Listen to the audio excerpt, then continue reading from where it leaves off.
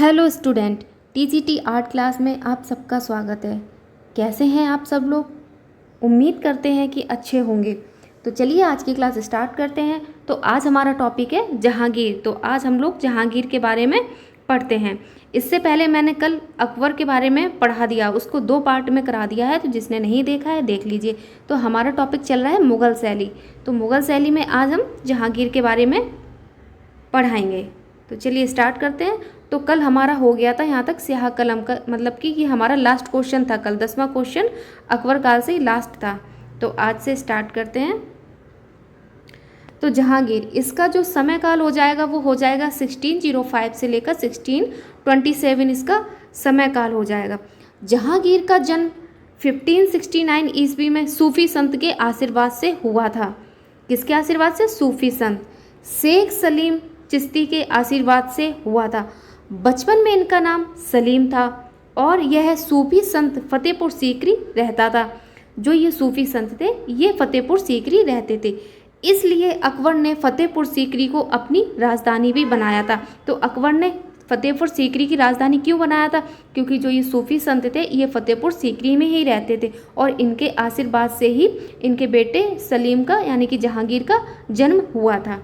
तो आगे देखते हैं।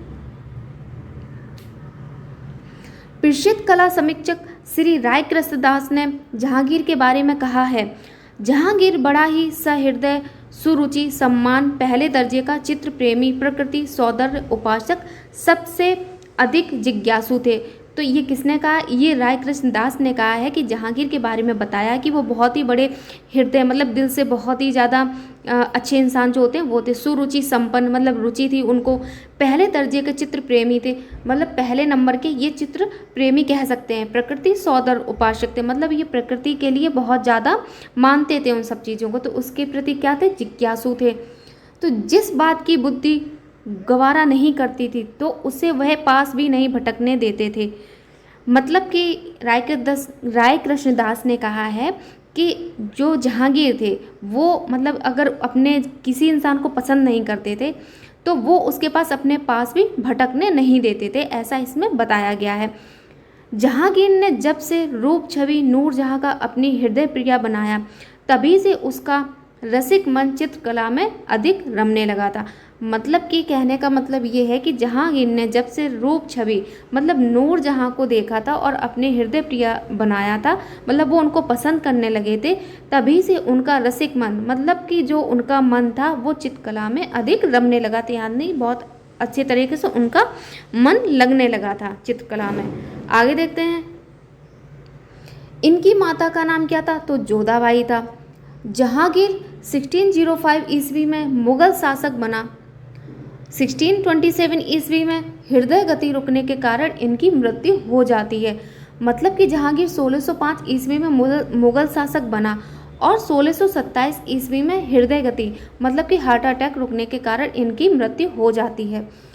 मुगल चित्रकला का स्वर्ण युग जहांगीर को काल को माना जाता है। तो आप लोगों को ये याद रखना है, ये बहुत ही ज़्यादा मेन पॉइंट है कि अगर चित्रकला पूछा जाए, मुगल काल में अगर चित्रकला पूछा जाए कि मुगल चित्रकला का स्वर्ण युग किस काल को कहा जाता है, तो जहांगीर के काल को कहा जाता है। जहांगीर का मकबरा सहरदा कहाँ है? लाहौर में नूरजहां ने बनवाया था। तो जहांगीर का मकबरा सहरदा लाहौर में नूरजहां ने बनवाया था। तो किसने बनवाया था? तो नूरजहां ने बनवाया था। जहांगीर की आत्मकथा क्या है? तुझे ए जहांगीरी है। जहांगीरी नामा स्वयं जहांगीर ने फारसी भाषा में लिखी थी। तो किसने लिखी थी? स्वयं जहांगीर ने खुद ही लिखी थी। और किस भाषा में लिखी थी? तो फारसी भाषा में लिखी थी। किंतु इसको पूर्ण मोहम्मद खां ने किया था। इसको पूरा किसने किया था? तो मोहम्मद खां ने इसको पूरा किया था। जहांगीर अब्दुल समद के पुत्र शरीफ का मदरसे का सहपाठी था। जो अब्दुल समद के पुत्र थे शरीफ, वो सहपाठी थे किसके? जहांगीर के थे। चलिए आगे देखते हैं। जहांगीर की पहली प्रति जहांगीर के सिंहासन ग्रहण करने के 14वें वर्ष में बनकर तैयार हुई थी। इसकी पहली प्रति शाहजहां को जहांगीर ने अपने लेखों सहित भेंट की। जहांगीर को न्याय की जंजीर कहा जाता है। अगर पूछा जाए न्याय की जंजीर किसको कहा जाता है, तो जहांगीर को कहा जाता है। जहांगीर के चित्रकार के बारे में देख लेते हैं कि जहांगीर कालीन के चित्रकार तो सबसे पहले हो जाते हैं अबुल हसन। अबुल हसन जहांगीर के समय का सर्वश्रेष्ठ चित्रकार था। सबसे अच्छा चित्रकार कौन था? तो अबुल हसन हो जाएंगे। जहांगीर ने अबुल हसन को अपने दरबार का सर्वोत्कृष्ट चित्रकार होने का उल्लेख किया है, मतलब इनको सबसे अच्छा चित्रकार माना है। जहांगीर ने तुज़क-ए-जहांगीरी में लिखा है, इन्होंने अपनी जो इनकी आत्मकथा है तुज़क-ए-जहांगीरी, उसमें लिखा है कि इस समय अबुल हसन के समान कोई चित्रकार नहीं है। अबुल हसन जहांगीरी के समय का प्रमुख कलाकार था। जहांगीर ने उसकी कलम की बारीकी से प्रभावित होकर उसे नादिर उज़ जमा वंडर ऑफ द एज की उपाधि दी थी। तो किसने दी थी? जहांगीर ने दी थी। इनके चित्रकारी से प्रभावित होकर, इनको बारीकी जो कलम थी, जो जिस तरीके से ये चित्रकारी करते थे उसको देखकर जहांगीर ने इनको वंडर ऑफ द एज की उपाधि दी थी। यह उपाधि जहांगीर ने कब दी थी? जब अबुल हसन ने उसे अपने द्वारा बनाया चित्र, अब कब दी थी ये देखते हैं। कौन सा चित्र था? जो वो चित्र देख के उनको उपाधि दी गई थी। तो कौन सा चित्र था? जहांगीर का सिंहासन रोहड़। जहांगीर का सिंहासन रोहड़ ये किसका चित्र? अबुल हसन का है। शीर्षक चित्र जहांगीर नामा के मुख्य चित्र के लिए भेंट किया। चलिए आगे देखते हैं। अबुल हसन के पिता का नाम क्या था? तो अकारिजा था। अबुल हसन ने 13 वर्ष की उम्र में अल्बर्ट ड्यूडर द्वारा निर्मित चित्र संत जॉन का सूली पर चढ़ना की अनुकृति वॉस पद्धति में की थी। तो ये आप लोगों को याद रखना है कि अल्बर्ट ड्यूडर का चित्र किसने बनाया? तो अबुल हसन ने बनाया। किस उम्र पे बनाया था? तो 13 वर्ष की उम्र पे बनाया था। और कौन सा चित्र है? तो संत जॉन का सूली पर चढ़ना है। और किस में बनाया था? तो बौद्ध पद्धति में बनाया था। तो इसके जो अभी चित्र है वो हम आपको दिखाते हैं। ये देख लीजिए, छोटा कर देते हैं तब दिखाएगा। ये देख लीजिए, जो अबुल हसन ने अल्बर्ट ड्यूडर का जो चित्र बनाया था तो वो ओरिजिनल पिक ये था। ये चित्र है पहले वाला, जो ये पहले नंबर पे है, ये चित्र है। तो इसमें क्या है? संत को जो सूली पर चढ़ाया जा रहा है उसका ये चित्र है। तो इसमें जो अल्बर्ट ड्यूडर है वो ये नीचे खड़े हुए हैं। तो अबुल हसन ने इसी की कॉपी करके ये वाला चित्र बनाया है। ये वाला इसी की कॉपी करके अबुल हसन ने बॉस पद्धति में ये वाला चित्र बनाया है। बाद बाकी और जो इसमें शोक अवस्था में लोग खड़े हुए हैं उसको उन्होंने चित्रित नहीं किया, बस यही एक चित्र उन्होंने बनाया है, जिसके बारे में ये लिखा गया है कि 13 वर्ष की उम्र में अल्बर्ट ड्यूडर द्वारा निर्मित चित्र संत जॉन का सूली पर चढ़ना इन्होंने बॉस पद्धति में बनाया है। तो ये वाला चित्र अबुल हसन ने बनाया है। चलिए आगे देखते हैं।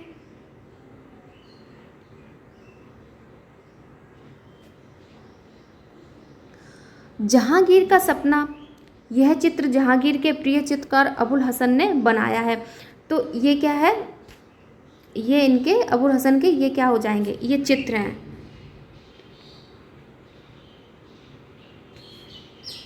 ये अबुल हसन के कुछ प्रमुख चित्र हैं। पहला हो जाएगा जहांगीर का सपना। यह चित्र जहांगीर के प्रिय चित्रकार अबुल हसन ने बनाया है। जहांगीर का सिंहासन रोहड़ जो मैंने अभी बताया, इसी के चित्र के बाद इनको वंडर ऑफ द एज की उपाधि दी गई थी। चिनार के वृक्ष पर गिलहरियाँ, बैलगाड़ी जो पीली पृष्ठभूमि पर बनी हुई है, शाह अब्बास को भेंट करते जहांगीर, ये भी इनका चित्र है। गरीबों को नष्ट करते हुए जहांगीर, युवा शाहजहां, जहांगीर मैडोना का चित्र पकड़े हुए, राष्ट्रीय संग्रहालय नई दिल्ली में स्थित है। शाह अब्बास से भेंट करते जहांगीर, ये रिपीट हो गया है। जामनगर का जाम जासा, एक गोला पकड़े जहांगीर। तो ये सारे अबुल हसन के चित्र हैं, सारे के सारे बहुत ज़रूरी ये हैं। अब आते हैं जहांगीर काल की महिला चित्रकार कौन कौन थी। तो साइफा बानो हो जाएंगी, नदीरा बानो हो जाएगी और रुकैयम बेगम हो जाएंगी। अब पढ़ते हम लोग उस्ताद मंसूर के बारे में, जो जहांगीर काल के फेमस चित्रकार हैं। मंसूर चित्रकार पशु पक्षी तथा वनस्पतियों के चित्रण में सिद्धहस्त थे, मतलब सबसे अच्छे बनाते थे। तुर्की मुर्गा या टर्की कॉक बोल सकते हैं, फारस के वासा द्वारा भेंट स्वरूप भेजा गया बाज पक्षी विश्व प्रसिद्ध चित्र मंसूर ने बनाया है। चलिए आगे देखते हैं। के द्वारा चित्रित है। बाज पक्षी का यह चित्र कलकत्ता संग्रहालय में प्रदर्शित है। मंसूर के चित्रों में नक्काशी जैसा काम होता था, इसलिए वे अपने आप को मंसूर नक्काश कहते थे। मतलब मंसूर अपने आप को खुद नक्काश बोलते थे क्योंकि इनके चित्रों में क्या था, नक्काशी जैसा काम होता था, तो मंसूर अपने आप को मंसूर नक्काश कहते थे। जहांगीर ने इसको नादिर उल असर की उपाधि से सम्मानित किया था। तो जहांगीर ने इसको क्या बोला था, नादिर उल असर की उपाधि दी थी। मंसूर ने कश्मीर घाटी के 100 से अधिक पुष्पों का अंकन किया है। तो किसने बनाया है, उस्ताद मंसूर ने बनाया है 100 से अधिक पुष्पों का। कहाँ, कश्मीर घाटी। चलिए आगे देखते हैं। मंसूर जहांगीर कालीन सर्वश्रेष्ठ पक्षी चित्रकार था। तो मंसूर का सर्वश्रेष्ठ कौन हो जाएगा, पक्षी चित्रकार, तो मंसूर हो जाएंगे। यह मुगल शैली का भी सर्वश्रेष्ठ पशु पक्षी चित्रकार था। मंसूर भारतीय मुसलमान था। तो मंसूर क्या थे, भारतीय मुसलमान थे। ठीक है, मंसूर के कुछ प्रमुख चित्र देख लेते हैं। अभी हम लोगों ने अबुल हसन के चित्र देखे हैं, अब ये मंसूर के उस्ताद मंसूर के चित्र देख लेते हैं। जो हो जाएगा, लाल फूलों की बहार पीली पृष्ठभूमि पर बना है। चीनी तोता, तुर्की मुर्गा या टर्की कॉक बोल सकते हैं, जो कोलकाता संग्रहालय में स्थित है। मोरनी संग्रहालय पेरिस में है। नील गाय हो जाएगा, जेब्रा, बाज, सारस, जंगली स्ट्रॉबेरीज, पादरी एवं पक्षी राष्ट्रीय संग्रहालय नई दिल्ली में स्थित है। ये भी उस्ताद मंसूर के सारे चित्र बहुत ही फेमस है, एग्जाम में पूछे जाते हैं। चलिए आगे देखते हैं। अब हम लोग पढ़ते हैं बिशन दास चित्रकार के बारे में। जो बिशन दास है, इनके बारे में जानते हैं। बिशन दास जहांगीर के समय का सभी बनाने का सर्वश्रेष्ठ कलाकार था, यानी कि पोर्ट्रेट बनाने का ये कलाकार थे। किसके में, बिशन दास थे जहांगीर काल में। सन 1617 से 18 ईस्वी में जहांगीर ने ईरान के शाह अब्बास के यहाँ अपने राजदूत शाह आलम के साथ बिशन दास चितेरे को भेजा था। तो किसको भेजा था, बिशन दास को भेजा था। अपने कहाँ भेजा था, शाह आलम के पास भेजा था जहांगीर ने। और किस जगह भेजा था, तो ईरान भेजा था। बिशन दास द्वारा शाह अब्बास एवं उसके दरबारियों के कुछ छवि चित्र विश्व के प्रमुख विभिन्न कला संग्रहालयों में सुरक्षित हैं। जहांगीर ने बिशन दास की प्रशंसा में लिखा है, जहांगीर ने बिशन दास की प्रशंसा में लिखा है, उसने मेरे भाई शाह अब्बास की ऐसी सच्ची छवि बनाई कि जब मैंने उसे शाह के नौकरों को दिखाया तो वे मान गए। मतलब कि जो बिशन दास ने वो इतनी अच्छी छवि बनाते थे कि इन्होंने इनके भाई शाह अब्बास की इतनी सच्ची, मतलब कि रियल बिल्कुल सभी उनका चित्र बनाया था। और उन्होंने शाह के नौकरों को दिखाया, जो उनके शाह अब्बास के नौकर थे, उनको जहांगीर ने वो चित्र दिखाया तो वो लोग मान गए। मतलब कि वो देख के दंग रह गए कि हाँ, ये बहुत अच्छा छवि चित्र बना है। मैंने इसके बाद बिशन दास को हाथी, एक मिनट ऊपर देखते हैं। इसके बाद बिशन दास को हाथी और मूल्यवान पुरस्कार दिए।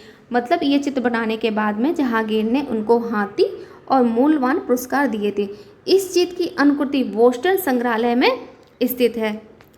इसकी जो अनुकृति है वो कहाँ स्थित है, तो बोस्टन संग्रहालय में हो जाएगा। चलिए अब इनके देख लेते हैं प्रमुख चित्र कौन कौन से हैं। बिशन दास के प्रमुख चित्र देख लेते हैं। तो शाह अब्बास का सभी, जो अभी जिसके बारे में हम पढ़ रहे थे वो हो जाएगा। नूरजहाँ का सभी, जो मुगल काल की सर्वश्रेष्ठ सभी संग्रह भारत कला भवन वाराणसी में स्थित है। शेख सूफी संत का चित्र भारत कला भवन में भी संग्रहित है। तो ये इनके कुछ प्रमुख चित्र हो जाएंगे बिशन दास के। अब पढ़ते हैं चित्र शेख सूफी संत, जो इनका चित्र है इसके बारे में थोड़ा जानते हैं। संत अपनी कुटिया के आगे विचार मग्न में है और उनके दर्शनों के लिए भक्तगण खड़े हैं। ऊपर की तरफ एक घना नीम का दृश्य, ये किसमें दर्शाया गया है, तो शेख सूफी संत में ये चित्र दर्शाया गया है। चलिए आगे देखते हैं। ये हो जाएगा शाह अब्बास का जहांगीर का मिलन, ये वाला चित्र हो जाएगा जिसकी अभी बात कर रहे थे, जो शाह अब्बास थे जिनका बिशन दास ने छवि चित्र बनाया था। तो ये जहांगीर का शाह अब्बास से मिलन वाला चित्र हो जाएगा। ये जहांगीर गोला हाथ में पकड़े हुए ये चित्र हो जाएगा। और ये चित्र हो जाएंगे जो आसपास ये हाशिया बना है, अलंकरण हाशिया, तो ये किस में बनते तो ये पहले भी आगे भी बनते आए हैं, अकबर काल में भी बने, ईरानी में भी बने, पर इसमें ये दिखाया गया है कि किस तरीके से जहांगीर के काल में ये हाशिए बनते हैं। कितने अच्छे तरीके से बने हुए हैं ये इसमें बताया गया है। चित्रकार अकारिजा के बारे में पढ़ते हैं। यह एक ईरानी चित्रकार था तथा अबुल हसन का पिता था। ये कौन थे? अबुल हसन के पिता थे, तो जाहिर सी बात है ये ईरानी है। अकारिजा ईरानी होते हुए भी भारतीय तर्ज पर कार्य करते थे, मतलब कि ये ईरानी होने के साथ साथ लेकिन ये भारतीय तर्ज पर काम करना पसंद करते थे। इनके बनाए 2 सचित्र ग्रंथ कौन से हैं वो देख लेते हैं।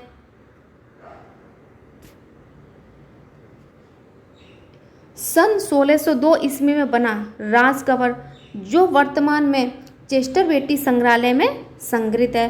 1602 में बना हुआ है कौन सा ग्रंथ है? राज कवर। कहाँ स्थित है? चेस्टर बेटी म्यूजियम में डबलिन में संग्रहित है। दूसरा देखते हैं, अमीर नब्ज उद्दीन हसन दहलवी की चित्रित गज़ल एवं रुबाइयाँ, जो वर्तमान में वॉल्ट्स गैलरी में स्थित है। कहाँ पे है? वॉल्टर्स गैलरी में। चलिए आगे देखते हैं। इन दोनों ग्रंथों में इलाहाबाद में चित्रित किया गया था। जो ये ग्रंथ है ये कहाँ चित्रित किए गए थे? तो ये इलाहाबाद में चित्रित किए गए थे। चलो मनोहर के बारे में पढ़ते हैं अब। मनोहर बसावन का पुत्र था, तो किसका पुत्र हो जाएगा? बसावन का हो जाएगा। ये शिकार चित्र बनाने में बहुत निपुण थे, बहुत अच्छे चित्र बनाते थे। मनोहर ने मुगल चित्रों में भारतीय लक्षणों का समावेश किया। प्रमुख रूप से चित्रों में एक चश्म चेहरे का प्रयोग किया है। एक चश्म चेहरे का प्रयोग किया है। मनोहर के कुछ प्रमुख चित्र देख लेते हैं। तो ये हो जाएगा शेर का शिकार करते जहांगीर, जो कहाँ है? मास्को संग्रहालय में है। दूसरा हो जाएगा काला हिरण, जो कहाँ है? ब्रिटिश संग्रहालय लंदन में हो जाएगा। अब पढ़ते हैं मोहब्बत नादिर के बारे में थोड़ा जानते हैं। मुख्य रूप से ये शाहजहाँकालीन के चित्रकार हैं। तो ये मोहब्बत नादिर जो हैं ये मुख्य रूप से शाहजहाँ के काल के चित्रकार हो जाएंगे, पर इन्होंने जहांगीर के काल में भी चित्रकारी की है, लेकिन इनको जो मुख्य रूप से माना जाएगा वो शाहजहाँ की काल ही माना जाएगा। मोहब्बत नादिर वनस्पति चित्रण में सिद्धहस्त थे। इन्होंने स्याह कलम में भी चित्र बनाए हैं। इनका जो प्रमुख चित्र है वो देख लेते हैं। नरगिस का पुष्प हो जाएगा, जो Prince of Wales museum Mumbai में स्थित है।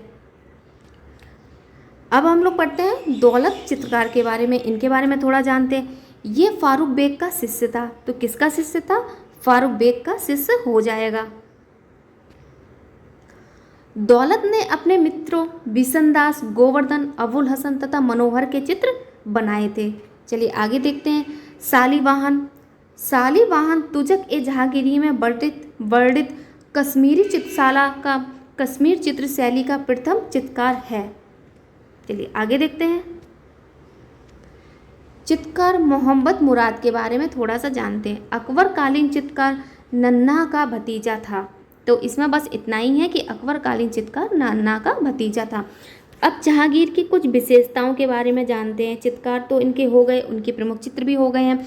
अब जहांगीर कालीन चित्रों की कुछ विशेषताएं हैं, उनके बारे में पढ़ते हैं। जहांगीर कालीन चित्र ईरानी प्रभाव से पूर्णतया मुक्त हो गई थी।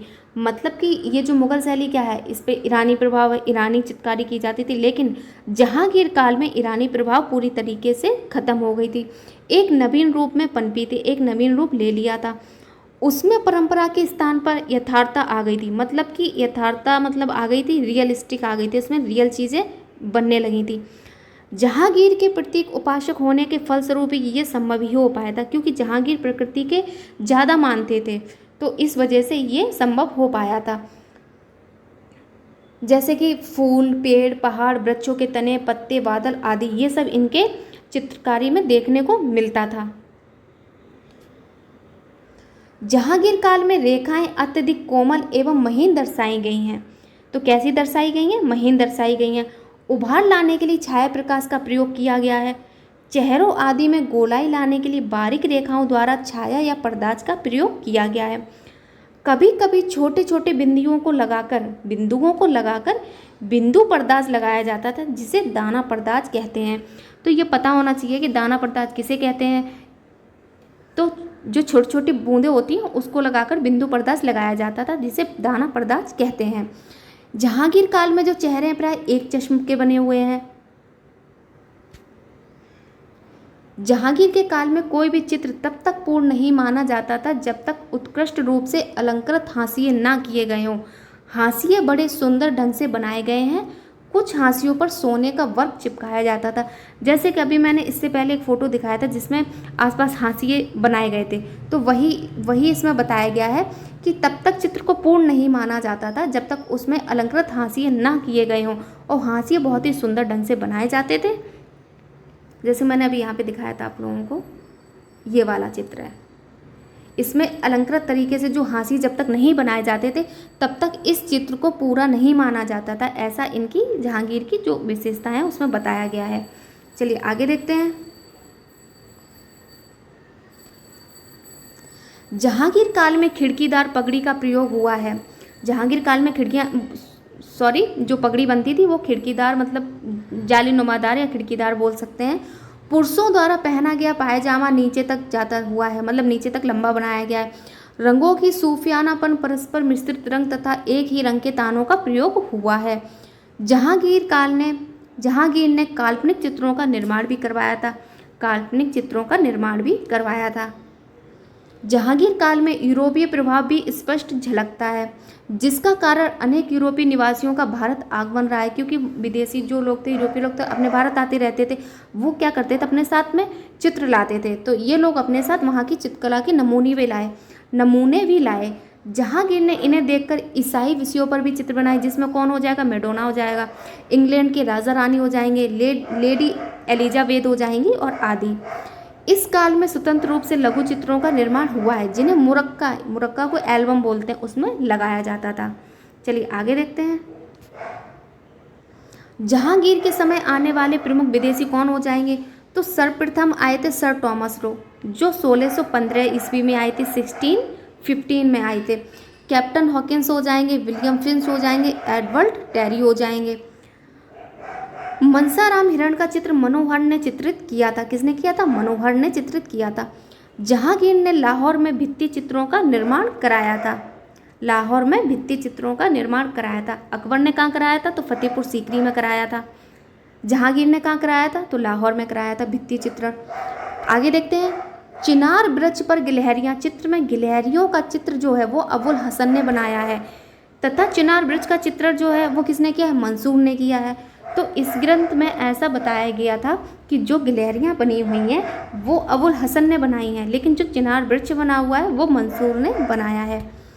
जहांगीर की पत्नी नूरजहां का संबंध चिकनकारी हस्तकला से रहा है। आगे देखते हैं।